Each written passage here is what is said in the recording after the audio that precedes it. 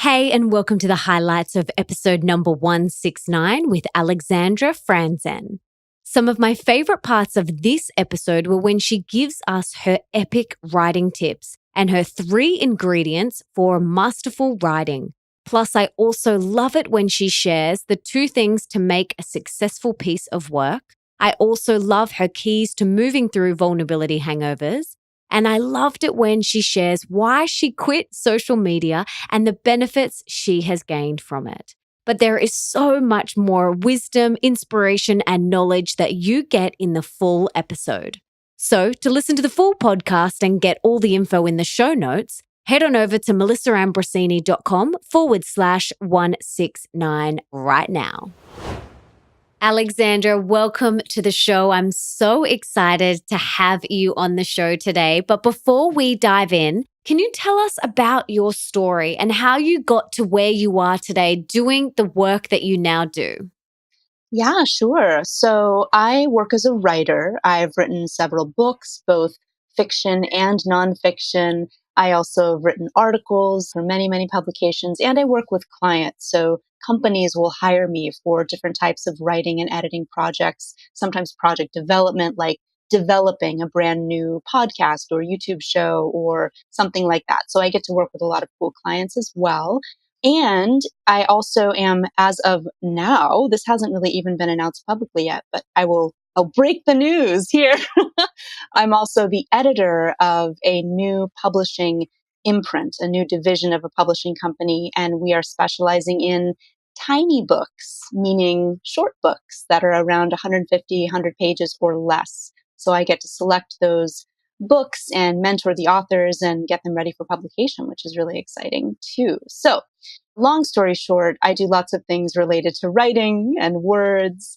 And gosh, the story of how I got here, I mean, I feel like we could, as with anybody's story, we could spend a year talking about it. But the quick version is that I've always loved writing. I've always been drawn to it. As a little kid, I would skip sports and head straight for the library during lunchtime at school. And, I didn't really understand at first how to make a living as a writer, but starting around my mid 20s, I started to, take some little risks and try things out and start to piece together a career for myself. And it's just grown and grown from there. And I'm so lucky too that I have a very supportive community and family of people who have always said to me, you are a writer, you can do this, which I know is very rare. Unfortunately, most people hear the opposite message as they're growing up, but I was blessed to have people who really cheered for me from the get-go. How can we move through that fear and let that creativity come through? Yeah. Oh, it's one of my favorite questions. So the very first thing that comes to mind is to start really, really, really small. Start so tiny. And to give you a specific example, several years ago, I had a dream of writing a book, but I felt overwhelmed by the prospect of writing a book. It seemed like so much work and so much time. And I didn't even really know like where to begin. How do you structure it? And so on and so forth. And so I decided kind of impulsively, really, to just start really, really small and write what I call a tiny book. So I decided to write like a 15-page book, like literally just 15 pages. I just picked one very specific topic and I decided I'm just going to write, basically a really long blog post on this topic and I'm going to self-publish it. I'm not even going to print it. It's going to be digital. I'm just going to type 15 pages of material on this subject that I know a lot about, and I'm going to click File, Save As, PDF, and boom, my digital book is done. And then I'm going to share that book with whoever wants it. And that was truly my very first book. It was a little, teeny, tiny book. But it was so empowering because after I finished that first tiny book, I felt kind of a little light inside of me. I felt like a shift in my body and I felt like, wow, I did that. I completed a tiny book and it gave me the excitement and the motivation and just a little more confidence to keep marching forward and tackle bigger and bigger and bigger projects. Eventually writing a full length novel and finding a literary agent and getting publishing deal and all that stuff. But for anyone who's like at that early stage where they're just like, I want to write, I think I want to write a book or maybe a blog or essays or articles or I don't, just something I feel called to write. My advice would be start with the smallest little project that you can imagine. Start by writing a letter to someone that you love, like really small, and let it grow from there. Because once you complete a tiny project, then it's like the momentum starts to build. And then you complete another tiny project and then it grows and it grows. And then eventually, before you know it, you're at a place where tackling a full length book manuscript doesn't feel quite so daunting anymore. So start small is my very best advice. Do you believe everybody has a book inside them? No, I don't. I really don't, because I think that I will say we are all have something inside of us. And I think we all want to express ourselves and share our stories and make a difference in some way or another. But I don't think everyone wants or needs to write a book. There are so many ways to express yourself. I mean, you can do a podcast like the one that you've got. You can do a one-woman show on stage. You can write beautiful letters and scatter them anonymously around your city. There's so many things you can do, and not everyone needs to write a book. There's plenty of other ways to share your message that aren't book related. Although, of course, books are beautiful, but yeah, not the only option for sure. So, what happens if we suppress that creativity that's bubbling away inside of us? Ooh, yeah, that's a great question. And, even though I did have a supportive family I come from a very creative, artistic family. So even though I had that family support, I still encountered some, tons of rejection and blocks along the way. And there were many years where I really squelched my creativity and suppressed it, as you say. I was working so hard at this demanding, kind of cubicle job, and I wasn't having any space in my day. I wasn't making any space in my day for personal art projects or personal creative projects or projects that were meaningful to me. So I definitely know what that feels like, to kind of squelch down your creativity and just get caught up in the busyness of life. And it's not fun. I actually started to feel over time like kind of mentally ill, really. Like I started to feel depressed and anxious, and I would start crying at work just out of nowhere. I'd have to go in the bathroom and like close the door and just cry. And I think looking back, that was almost like my body's way of telling me, you're not on the right track. You need to change something about your life, about your career, and get your creative mojo back, because things were just feeling so stifling. How do you get into the writing space? A lot of people ask me, how did you do it? What was your process? Do you have any advice on how to kind of get into that writing space, or any little tips or tricks? Yeah, yeah. Oh, I love this topic. So, there's so many aspects of writing, and I think that number one, I think you need to begin with a topic or a message that you are genuinely on fire about. Like, if you sit down and you try to write a 300-page book manuscript about a topic that you're kind of like, meh, about, it's going to be really difficult. You need to start with something that you are so excited to write about. And it can be anything, it can be the clothing of the Victorian era, or it can be a sexy romance novel, or it can be a book about, how to grow your business to the next level or whatever. But it needs to be a topic that you're jazzed about to begin with. That makes everything easier. It's kind of like the difference between having a conversation about something, you're obsessed with versus having like a boring small talk conversation. You want to be obsessed.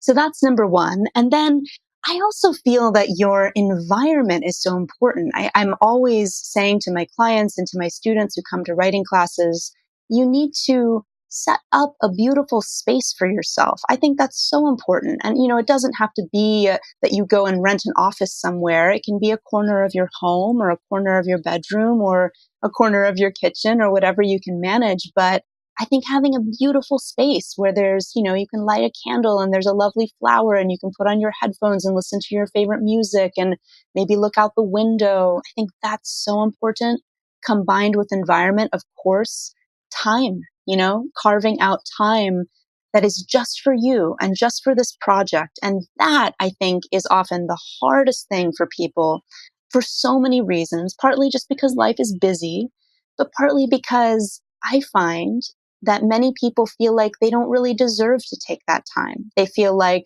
oh, it's such an indulgence. It's such a luxury to set aside 3 hours to tinker away with a writing project. I ought to be making money. I ought to be paying bills. I ought to be driving my kids around. I ought to be doing this. I ought to be making chicken. I got, blah, blah, blah. And it's like creativity gets bumped down the priority list to the very, very, very, very, very, very, very bottom. And that breaks my heart because it doesn't belong at the bottom. It deserves a place in your life, just like everything else, I believe. So I think if you can get those three components, at least to start with, a topic that you're genuinely obsessed with, some kind of beautiful space in your home or in your office or in your city, and some time. Those are like the three ingredients to get things going for sure. And then from there, there's a million different ways to think about how to structure an article or how to structure a book and all of the sort of technique of writing. But I think that those first three things need to be in place first. What are some of the core elements to a successful piece of work? Like, you've seen so much. What have you seen over the years that has really made a piece of work stand out? Oh, this is a really cool question. I don't know that I've ever been asked this question, actually. And I would say that the two things I've noticed consistently are, number one, that it has a very clear message that is simple and that echoes in people's minds. So for instance, and it doesn't have to be complicated. It doesn't even have to be like original or revolutionary, just a simple message, a message that human hearts need to hear. It could be as simple as, you are beautiful, or today is not over yet, or today might be your last day. It can be a very simple message, but if the piece has some kind of clear message that people are thinking about afterwards, that's very powerful. And the other thing that makes a piece of writing so powerful is, of course, including a true story, a personal story from your life. Perhaps a story that's a bit vulnerable, perhaps a story where you made a mistake or you experienced something difficult, or, you had a huge setback or a loss or a fumble, some kind of story where maybe you are not even necessarily the hero at the beginning.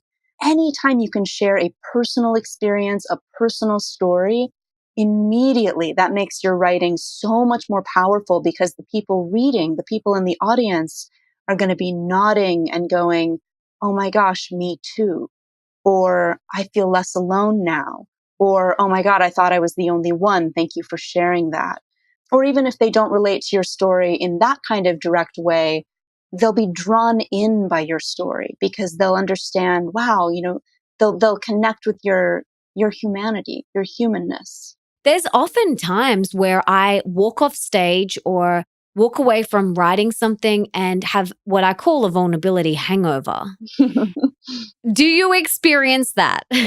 Yeah, I know what you mean. It's sort of that feeling of oh, I've shared, maybe I've shared too much, you might wonder, or I've just shared such a personal story and now I feel kind of drained. Maybe you were almost even on the brink of tears as you were speaking. If you have a pure intention, meaning my intention is to share my story so that you feel less alone, or my intention is to share my story to give you hope, or to share my story to give you inspiration. Like if you're coming at it from a pure intention of wanting to inspire and uplift and serve other people, then you kind of can't do wrong, and your intention is going to be felt by the people in the audience. Now, if you're telling a personal story and you have kind of a dark and twisted intention, maybe your intention really is that you want to shame your ex for treating you so badly, or you want to, you sort of have a muddled intention. Well, then you're going to feel kind of icky afterwards and have a real vulnerability hangover because, your intention wasn't quite aligned. All of this is to say, if you're worried, should I write this? Should I post this? Should I publish this? Should I share this? Yeah, just take a moment, check in with yourself, ask yourself, what's my real intention here? And if you find that your intention is to serve and heal and uplift and help and connect and hopefully make someone have a slightly better day or feel less alone, then that's a beautiful intention and you can march right ahead with confidence and share your story. Now, like I said before, you are very prolific with your writing and with your writing for yourself and for others. And you made a very bold decision many years ago to not be on social media. So, can you talk to us about this? Because I would just love to hear your thoughts. What drove that decision and how has it impacted your business and your life? And have you found any repercussions from it? And what have you gained? Yeah. When I was in my 20s, when I decided to quit my full time job and try to become a self employed freelance writer, I was strongly encouraged by mentors to get on social media. So I was like, all right, all right, all right. So I created all these profiles and I had Twitter and I had Facebook and I had Instagram and I had Pinterest and I had, Google Plus or whatever, whatever else, Vine. I don't know. There was others that, don't even exist anymore. And I got really active and I worked hard to, try to build a following. And I found that, especially at first, I really liked it. Social media is fun. At least it can be, especially for someone like me who loves to write and share and inspire and entertain and, play with the written word. So I got really into it and I was, tweeting up the wazoo. And a couple of years went by and I started to notice that some changes were happening in my brain with my habits that I didn't like very much. For instance, I remember that I would reach for my phone sometimes automatically, without even realizing I was doing it, almost like I was sleepwalking. And I would just reach for my phone and start scrolling to see, the latest updates. I would feel noticeably sad or kind of down if I didn't have a bunch of likes or comments or retweets or whatever. Like my self-esteem was becoming very intertwined with how many people were enjoying my content on social media. I was almost like I was becoming dependent on social media or even addicted, you could say, where I was relying on it to make me feel good about myself. So I started with some small changes. I was nervous to stop using social media because everyone had told me that if you're not on social media, your business is going to tank and you're not going to make any money and you'll never have any clients and you might as well just go shrivel up and live in a box somewhere. So I worried that there would be a negative impact on my business and career if I stopped using social media. So I decided to take, at first, just a temporary break and see how it goes and see if anything bad happens. So I took the summer off. Nothing bad happened. And then eventually, one by one, I deactivated all of my various social media accounts. And I decided that I only wanted to, at least for now, run my website and run my email newsletter, which is primarily how I stay connected with people. And that's it. I have no regrets. I don't miss it at all. And when you found yourself with so much more white space, how was that process for you? I would say that the white space has been filled with beautiful creative projects that are really meaningful to me. I don't think it's a coincidence that some of, what I consider to be my favorite creative projects, including several full-length books, were created after I dropped off social media. Like it definitely freed up a lot of space and energy and time that I could then funnel into other projects that felt more meaningful to me, as well as just life. It's a beautiful thing to feel free of all the digital tethers and the need to check and respond and comment and track. It gives you a little more space to be able to spontaneously call your mom, for a long chat or meet up with a girlfriend for a walk or whatever. So yeah, so many benefits. And I love having the white space. I would like even more of it in my life.